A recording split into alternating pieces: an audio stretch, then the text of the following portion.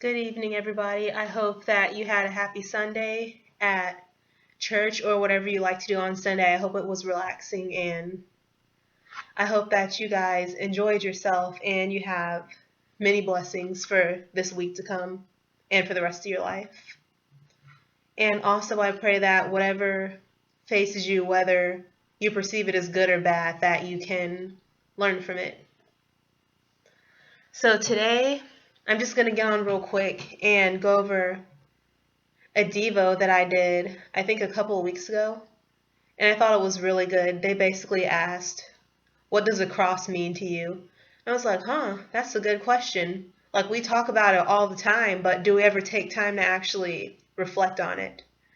So I wrote down in my little notebook that to me it means no shame. You don't have to walk around in shame with your head hanging low because you messed up. Because literally we're human. We can't help it. If you try, you mess up. If you don't try, you mess up. That's just reality. So we just have to surrender to God and be grateful for His grace. The cross also means, I almost said no mercy. It means the opposite. It means mercy.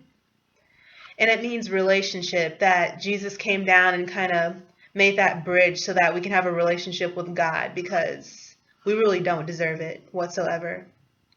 And that's just really humbling, man. Yeah.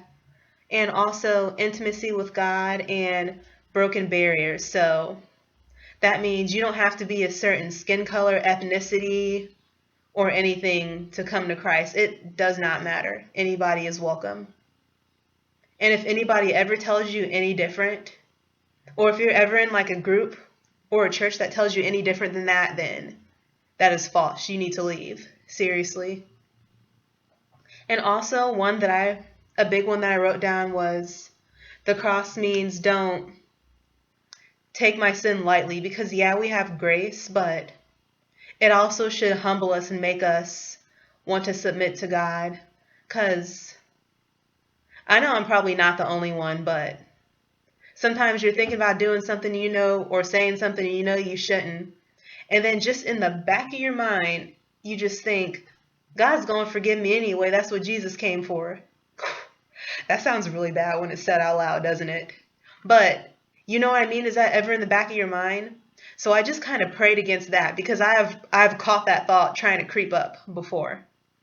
Yeah, we're being real up in here. We're going to say the things we don't want to say out loud. And also, as I was praying to God, He said that He made a point not to confuse guilt not to confuse guilt and shame with conviction, because the enemy will come and try to take conviction and turn it into shame. Conviction just makes you want to walk away from it and get closer to God. But guilt, if you think about it, guilt makes you feel bad. It just makes you feel bad, but it doesn't really motivate you to change. It just makes you feel bad. That doesn't do anything. But conviction is what motivates you to take that different path. You know what I mean? And I also had some scriptures that went along with it. You got Galatians, let me not mess this up. Galatians 20:20.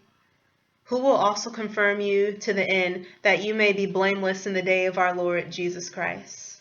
No, sorry, that is 1 Corinthians 1:8. Here's Galatians 20. Oh Lord, Galatians 2:20. This one's Galatians 2:20. I have been crucified with Christ. It is no longer I who live, but Christ lives in me. In the life which I now live in the flesh, I live by faith in the Son of God, who loved me and gave Himself for me. And the last one is Colossians 2:14. Having wiped out the handwriting of requirements that was against us, this is talking about the law, which is contrary to us, and He has taken it out of the way, having nailed it to the cross.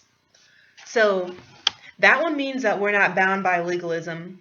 I once heard I probably said this before, I can't remember, but I heard a preacher say that the purpose of the law is to show us how sinful we are. So It's a guideline, but we're not bound by it, because the Bible on its own, all it does is condemn, because we can't live up to all of those standards that are in there. It's impossible. It's ridiculous. It is. It's ridiculous. That's and God knew that. He knew that there was not one person who could. That's why he sent his son. And I was also in church today, and I was reminded of this, and I got really, really humbled, because God just reminded me that the flesh is weak and that I'm not strong. He just had to remind me I'm not as strong as I think I am, and that, and this is also personal, I'm an, I like to be intellectual, I like to read and study, but sometimes what happens is it goes into my head and gets stuck in there and it never goes into my heart. And so I was just rambling to God and praying, and it just got summed up to the two words, help me. Just help. Just help me. I can't do it. I can't do it on my own.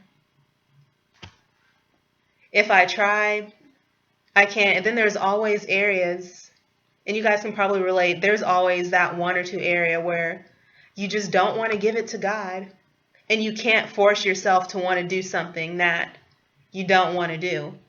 And so I'm just kind of like, well, what am I supposed to do with that? And God's just like, surrender. That's what Jesus is here for. Just focus on getting closer to God. Don't focus on what is wrong with you. And I think that what I just said sums up what the cross means to me. Don't focus on what's wrong with you. Focus on getting closer to God, and then slowly your heart will be transformed into the things that glorify him and not yourself.